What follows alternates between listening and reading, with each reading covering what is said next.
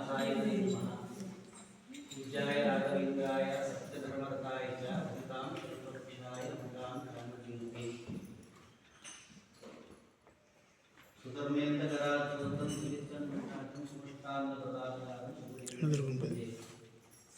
ವಿಶೇಷವಾದಂಥ ಪರಮ ಪವಿತ್ರವಾದಂಥ ದಿವಸ ಇವತ್ತು. ತಾವೆಲ್ಲರಿಗೆ ಬಂದು ಎರಡು ಮಾತು ಆಡಲು ಬಯಸುತ್ತೇನೆ. ಪರಮ ಪೂಜ್ಯರಾದಂಥ ಶ್ರೀ ಶ್ರೀ ಸುಧೀಂದ್ರ ತೀರ್ಥರ ಚರಣಾರಂಭಗಳಲ್ಲಿ ಸಾಷ್ಟಾಂಗ ಪ್ರಣಾಮವನ್ನು ನಿಮ್ಮೆಲ್ಲರ ಪರವಾಗಿ ಸಾಷ್ಟಾಂಗ ಪ್ರಣಾಮ ಸಲ್ಲಿಸುತ್ತಾ ಇವರ ಚರಿತ್ರೆ ಸಂಕ್ಷಿಪ್ತವಾಗಿ, ಯಾಕಂದರೆ ಅವರು ಜಾಸ್ತಿ ವರ್ಷ ಇದರಿಂದ ಈ ಸುಗುಣಿನ ತೀರ್ಥ ಬಂದು ಸುಜ್ಞಾನೇಂದ್ರ ತೀರ್ಥ ಸ್ವಾಮಿಗಳಿಗೆ ಮಕ್ಕಳನ್ನು ಇಬ್ಬರು ಮಕ್ಕಳಿದ್ದಾರೆ ಅವರಿಗೆ. ಅವರ ಹೆಸರು ಪೂರಾಸನದಲ್ಲಿ ಮಕ್ಕಳು ರಾಜಗೋಪಾಲಾಚಾರ್ಯರು, ವೆಂಕಟರಾಮಾಚಾರ್ಯರು. ಇವರಲ್ಲಿ ಚಿಕ್ಕವರಾದಂಥ ವೆಂಕಟರಾಮಾಚಾರ್ಯರು ಇವರಿಗೆ ಶ್ರೀ ಸುಧರ್ಮೇಂದ್ರ ತೀರ್ಥರಿಂದ ಆಶ್ರಮ ಪಡೆದರು. ಮಂತ್ರಾಲಯದಲ್ಲಿ ಅವರು ವೃಂದಾವನಿದೆ. ಸುಧರ್ಮೇಂದ್ರ ತೀರ್ಥರು ಅವರಿಂದ ಆಶ್ರಮ ಪಡೆದಂಥವರು ಈ ಸುಗುಣಿಂದ ತೀರ್ಥರು ಅಂತ ಚರಿತ್ರೆಯಲ್ಲಿ ಹೇಳ್ತಾ ಇದ್ದಾರೆ. ಮತ್ತು ಇವರು ರಾಯರಿಂದ 13ನೇದವರು ನಮ್ಮ ಪರಂಪರೆಯಲ್ಲಿ. ಮೊನ್ನೆನೇ ಇವರಿಗೆ 140ನೇ ಆರಾಧನೆ, 140 ವರ್ಷ, 140 ವರ್ಷ ವೃಂದಾವಸ್ಥರಾಗಿ ಸಂಚಾರದಲ್ಲಿ ಬಂದಾಗ ಆ ಕಾಲದಲ್ಲಿ ಧಾತು ಈಶ್ವರ ಸಂವತ್ಸರ. ಆ ಸಂದರ್ಭದಲ್ಲಿ ಈ ಊರಲ್ಲಿ ಬಹಳ ಕರು ಬಂದ್ಬಿಟ್ಟಿದೆ. ಕರು ಕಾಟಕ ಅಂತ ಹೇಳ್ತಾರೆ.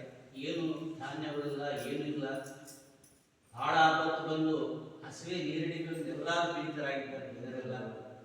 ಅಂಥ ಸಂದರ್ಭದಲ್ಲಿ ಈ ಸುಗುಣೇಂದ್ರ ತೀರ್ಥ ಮಹಾನುಭಾವರು ಅವರಲ್ಲಿ ಇರತಕ್ಕಂಥ ಒಡವೆಗಳೆಲ್ಲ, ಪಾತ್ರೆ ಸಾಮಾನಾಗಿ ಬಂಗಾರ, ಬೆಳ್ಳಿ ಇತ್ಯಾದಿಗಳೆಲ್ಲ ಕೂಡ ಮಾರಿಬಿಟ್ಟು ಅವರು ಆ ಜನರ, ಈ ಚಿತ್ತೂರು ಗ್ರಾಮ ಜನರ ಒಂದು ಸಂರಕ್ಷಣೆ ಮಾಡಿದ್ದಾರೆ, ಅನ್ನದಾನ ಮಾಡಿದ್ದಾರೆ. ಅದಕ್ಕೋಸ್ಕರ ಸುಮುಷ್ಟಾನ್ನ ಪದಾರ್ಥ ಸ್ಮರಣೆ ಮಾಡಿದರೆ ಸುಮುಷ್ಟಾನ್ನವಾಗಿ ನೀವು ಸಿಗುತ್ತಂತ ಹೇಳ್ತಿದ್ದಾರೆ. ಆದ ಕಾರಣ 12 ವರ್ಷ ಕಾಲ ಇದು ಬಹಳ ಆಗಿನ ಕಾಲದಲ್ಲಿ ಸಣ್ಣ ಮಂಟಪದಲ್ಲಿ ಇದ್ದರು. ಈ ಕಡೆ ಎಲ್ಲ ಬಹಳ ಇದು. ಇತ್ತೀಚೆಗೆ ಒಂದು 4-5 ವರ್ಷ, ಸುಮಾರು ಒಂದು 2006ರಲ್ಲಿ ಸುಧೀಂದ್ರ ತೀರ್ಥರು ರಾಯರ ವೃಂದಾವನ ಪ್ರತಿಷ್ಠೆ ಮಾಡಿದ್ದಾರೆ. ಮಾಡಿ ಕೆಲವೆಲ್ಲ ಡೆವಲಪ್ಮೆಂಟ್ ಮಾಡಿ ಮತ್ತೆ 2016ರಲ್ಲಿ ಈ ಪರಮಪೂಜ್ಯರಾದಂಥ ಸುಧೀಂದ್ರ ತೀರ್ಥರು ಅವರು ಬಹಳ ಇದು ಎಲ್ಲಿ ಏನು ನಡೀತದೆ, ಎಲ್ಲಿ ಏನಿರಬೇಕೋ ಅಲ್ಲಿ ಜನರೆಲ್ಲ ಕೂಡಿಸಿ ಅನುಕೂಲವಾದಂತೆ ವ್ಯವಸ್ಥೆಯನ್ನು ಮಾಡ್ತಾ ಇದ್ದಾರೆ. ಎಲ್ಲ ಕ್ಷೇತ್ರಗಳಲ್ಲಿ ಅವರೊಂದು ಕರ್ತೃತ್ವಗೊಂಡು ಕಲಿಯುಗ ಕಲ್ಪರಂತೆ. ಯಾಕಂದರೆ ನಿಮಗೆಲ್ಲ ಗೊತ್ತೇ ಇರುತ್ತೆ, ನಾವೇನು ಹೇಳಬೇಕಲ್ಲ. ಅವರ ಮಹಿಮೆ ಆಗಲಿ ಸುಧೀಂದ್ರ ತೀರ್ಥರು ಇಲ್ಲಿದ್ದರೆ ಒಂದು ಕ್ಷಣದ ಆಲೋಚನೆ ಮಾಡಿ ಇಲ್ಲಿ ಕೂಡ ರೀಸೆಂಟಾಗಿ 2 ಸಲ ಬಂದಿದ್ದಾರೆ. ಮೆಟ್ಲೋತ್ಸವ ಸಂದರ್ಭದಲ್ಲಿ. ಆಮೇಲೆ ಗುರುಗಳ ಆರಾಧನೆ ಕೂಡ ವೆಂಕಪ್ಪನ ದರ್ಶನ ಇತ್ತು. ದರ್ಶನ ಮಾಡಿಕೊಂಡು ಇಲ್ಲೇ ಪೂಜಾದಿಗಳು ಮಾಡಿ ಎಲ್ಲರಿಗೆ ಆಶೀರ್ವಾದ ಮಾಡಿದ್ದಾರೆ. ಇನ್ನೊಂದು ವಿಷಯ ಏನಂದರೆ, ನೀವೆಲ್ಲರೂ ಕೂಡ ಅವರಿಗೆ ಭಜನ, ಸಂಗೀತ ಇತ್ಯಾದಿಗಳಂದರೆ ಧಾರ್ಮಿಕದಲ್ಲಿ ಭಾಳ ಇಂಟ್ರೆಸ್ಟ್ ಅವರಿಗೆ, ಗುರುಗಳಿಗೆ. ಆದ ಕಾರಣ ನೀವೆಲ್ಲರೂ ಬಂದು, ಅದು ಏಕಾದಶಿ ಪುಷ್ಯ ಮಾಸದಲ್ಲಿ ಬರ್ತಕ್ಕಂಥ ಕೃಷ್ಣ ಪಕ್ಷ ಏಕಾದಶಿಗೆ ಕೆಲವರೆಲ್ಲ ತ್ರೈ ಏಕಾದಶಿ ಅಂತಾರೆ.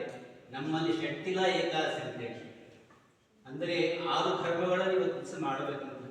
ತಿಲ ಸ್ನಾನ, ತಿಲ ಭಕ್ತ, ಆಮೇಲೆ ತಿಲ ಹೋಮ, ತಿಲ ದಾನ, ತಿಲ ದೀಪ ಇತ್ಯಾದಿಗಳು. ಆದರೆ ನಾವು ಸಂಕ್ರಾಂತಿ ಮಾಡ್ತೀವಿ.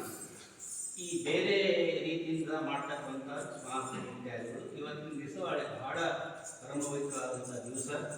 ಇಂಥ ದಿವಸದಲ್ಲಿ ನೀವು ಇಲ್ಲಿ ಸಂಗೀತರಾಗಿ ವಿಶೇಷವಾದಂಥ ಭಜನೆಯನ್ನು ಮಾಡಿದ್ದೀರಿ. ಈಗ ಕುಂಭಮೇಳ, ಮಹಾಕುಂಭಮೇಳ ನಡೀತಾ ಇದೆ ಪ್ರಯಾಗರಾಜ. ಆ ಪ್ರಯಾಗರಾಜ ಇಲ್ಲೇ ಅನ್ಕೊಳ್ಳಿ. ಯಾಕಂದರೆ ಇಲ್ಲಿ ಕೂಡ ತ್ರಿವೇಣಿ ಸಂಗಮ ಇದ್ದಾರೆ. ಒಂದು ವ್ಯಾಸರಾಜರು ಆಗಿರ್ತಕ್ಕಂಥ ವೃಕ್ಷಗಳ ಎಡೆಗೆ ಬೆಳಿಗ್ಗೆ ನೀವು ನೋಡುವುದು ಬಲಗಡೆ ಎಡಗಡೆ, ಅದು ಇದುವರೆಗೆ ಯಾವ ಮಾಡಲಿಕ್ಕೆ ಆಗಿಲ್ಲ. ಈ ಕಡೆ ವೃಕ್ಷದಲ್ಲಿ ಏನೋ ಹೇಳ್ತಾರೆ ಪುರಾಣದಲ್ಲಿ 11-20 ಗಣಪತಿಗಳು ಒಳಗಡೆ ಇದೆ ಅಂತ. ಶಂಕರಾಚಾರ್ಯರು ಇವರು ಕಂಚಿ ಮಠದವರು ಬಂದು ಸಂದರ್ಶನ ಮಾಡೋಗಿದ್ದಾರಂತ. ಅದು ನಮಗೇನು ಅಂತ ಇಲ್ಲ. ಅವರ ಒಂದು ಅನುಗ್ರಹ ವ್ಯಾಸರಾಜರು ಇಂಥ ರಾಯ ಮಂತ್ರಾಲ ಮಹಾಪ್ರಭು ಅವರ ಶಿಷ್ಯರಾದಂಥ ಸುಗಡಿಂದ ತೀರ್ಥರು ಈ 3 ತ್ರಿವೇಣ ಸಂಗಮ ಕಲ್ತಿದ್ದಾರೆ. ಅಂಥ ಸನ್ನಿಧಾನಕ್ಕೆ ನೀವು ಬಂದು ಒಳ್ಳೆಯ ಭಕ್ತಿಯಿಂದ, ನಾನು ಎಷ್ಟೋ ಜನ ನೋಡಿದ್ದೀನಿ, ಎಷ್ಟು ನಾನು ತಿರುಮಲದಾಗಿದ್ದೆ, ಅಲ್ಲಿದ್ದೆ, ಎಷ್ಟು ಬ್ರಾಂಚ್ಗಳು ತೆಗಿದ್ದೀನಿ. ಈ ಥರ ಒಂದು ಸಂಪ್ರದಾಯಬದ್ಧವಾಗಿ ಭಕ್ತಿಯಿಂದ ಯಾವ ಮಾತಾಡದಂತೆ, ಯಾವ ಹಾಡಿದಂತೆ, ಗ್ಯಾಪ್ ಬಿಡಲಾರದಂತೆ ಪರಂಪರೆಯಾಗಿ ಇವೆಲ್ಲ ಸಾಧನದಿಂದ ಭಕ್ತಿಯಿಂದ ಏನು ಕಾರ್ಯಕ್ರಮ ಮಾಡ್ತಾ ಇದೆ, ಭಜನೆ ಕಾರ್ಯಕ್ರಮ, ಅದು ನಿರ್ವಿಘ್ನವಾಗಿ ಹೇಗೆ ನಡೆಯಲಿ. ಪ್ರತಿಯೊಂದು ಕ್ಷೇತ್ರದಲ್ಲಿ ನಿಮಗೆ ಅಭಿವೃದ್ಧಿಯಾಗಿ ನೀವು ಏನು ಅನ್ಕೊಂಡಿರೋ ನಿಮ್ಮ ಮನೆಯಲ್ಲಿ ಮಂಗಳ ಕಾರ್ಯ ಆಗಬೇಕು ಅಂತೇಳಿ ಆ ಗುಣಿಂದ್ರಿಂದ ರಾಯರು ಅಂತರ್ಯಾಮಿ ನಮ್ಮ ಪರಮ ಪೂಜ್ಯರಾದಂಥ ಸುಗನುದ್ದಿನ ಪ್ರಾರ್ಥನೆ ಮಾಡ್ತಾ ಇದ್ದೀನಿ.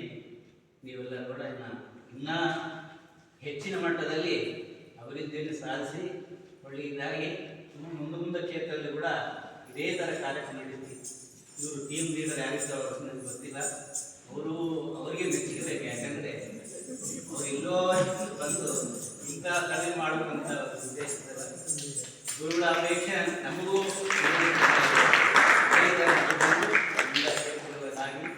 ಒಳ್ಳೆಯದಾಗಿ ಇದೇ ಥರ ಪ್ರತಿ ವರ್ಷ ಒಂದು ಟ್ರಿಪ್ ಇಲ್ಲಿ ಇಟ್ಕೊಳ್ರಿ, ಅವರು ಅನುಗ್ರಹ ಮಾಡ್ತಾರೆ. ಇದೇ ಏಕಾದಶಿ, ಇನ್ನೊಂದು ಏಕಾದಶಿ, ಯಾವ ಏಕಾದಶಿ ನೆಕ್ಸ್ಟು ನಿಮ್ಮ ರಾಯರ ಅನುಗ್ರಹದಿಂದ ನೀವು ಮೊದಲೇ ಬಂದು ಇಲ್ಲಿ ಟಿಕೆಟ್ ತಗೊಂಡ್ರೆ ಹೆಂಗಪ್ಪನ ದರ್ಶನ ಆಗುತ್ತೆ. ಇಲ್ಲಿ ಭಜನೆ ಮಾಡಿ ದರ್ಶನಗಳು ಮಾಡ್ಕೊಂಡು ಹೋಗ್ಬೋದು. ಏಕಾದಶಿ ಇಲ್ಲಿ ಭಜನೆ ಇಟ್ಕೊಳ್ರಿ, ದ್ವಾದಶಿ ದರ್ಶನ ಇಲ್ಲಿ ಟೋಕನ್ಸ್ ಕೂಡ ಕೊಡ್ತಾರೆ, ಎಲ್ಲ ಸೌಲಭ್ಯ ಇದೆ. ಮುಂದೆ ಪ್ಲಾನ್ ಮಾಡಿಕೊಂಡು ₹300 ಏನೋ ಮಾಡಿಕೊಂಡು ಎರಡು ನೀವು ಹೆಂಗಪ್ಪ, ಯಾಕಂದರೆ ಪವಿತ್ರವಾದಂಥ ಸ್ಥಳ ಇದು. ಅದಕ್ಕೋಸ್ಕರ ಸುಗುಣಿತೀರ್ಥ ಬೃಂದಾವನ ಇರ್ತದೆ. ಯಾಕಂದರೆ ಸುತ್ತಮುತ್ತ ಕಾಣಿಪಾಕ ಅಂತ ಗಣಪತಿ ಗುಡಿ, ಅದು ಕಲ್ಲಿನಲ್ಲೇ ಬಾವಿಯಲ್ಲಿ ಉದ್ಭವವಾಗಿ ನಡೀತಾ ಇದೆ ಗಣಪತಿ, ಮಹಾ ವಿಶೇಷವಾದ ಸ್ಥಳ. ಅದು ಮುಂದುಗಡೆ ಹೋಗೋದು ಹನುಮಂತೇರಿ ಅರಗೊಂಡ ಅಂತ ಹೇಳ್ತಾರೆ. ಸುತ್ತಮುತ್ತ ಬಹಳ ಕ್ಷೇತ್ರಗಳಿದೆ, ಅದಕ್ಕೋಸ್ಕರ ಮಹಾನುಭಾವರು ಇರ್ತಾರೆ. ಪ್ರತಿಯೊಬ್ಬರು ತಮಿಳುನಾಡು ಎಲ್ಲ ಎಂಟ್ರಿ ಪಾಯಿಂಟ್ ಇದ್ದಂಗಿದೆ, ಪಾಯಿಂಟು. ಪಾದಯಾತ್ರೆ ಹೋಗೋರಲ್ಲಿ ಹೀಗೆ ಹೋಗ್ತಾರೆ. ಕೆಲವು ಲಕ್ಷಾಂತರ ಜನರು ಮೊನ್ನೆ ವೈಕುಂಠ ಏಕಾದಶಿ ದಿವಸದಲ್ಲಿ ತಮಿಳುನಾಡು ಜನ ಕಂಪ್ಲೀಟ್ ಹಿಂಗೆ ನಡೆದು ಹೋಗಿ ಈ ಸನ್ನಿಧಾನದಲ್ಲಿ ಚೌಟ್ರಿಗಳು ಆಗಿನ ಕಾಲ ಚೌಟ್ರಿಗಳು ತೆಗಿತಂತೆ. ನೀವು ಕೂಡ ಬಂದು ಸನ್ಮಾನ ಒಳ್ಳೆಯದಾಗಿರೋದು. ಇನ್ನು ಕಾರ್ಯಕ್ರಮ ಮುಂದುವರಿಸಿ ಬೆಳಿಗ್ಗೆ 7 ಗಂಟೆಗೆಲ್ಲ ತೀರ್ಥ ಸಹ ಆಗುತ್ತೆ. ಸಹ ತಗೊಂಡು ಸೂರ್ಯನಿಂದ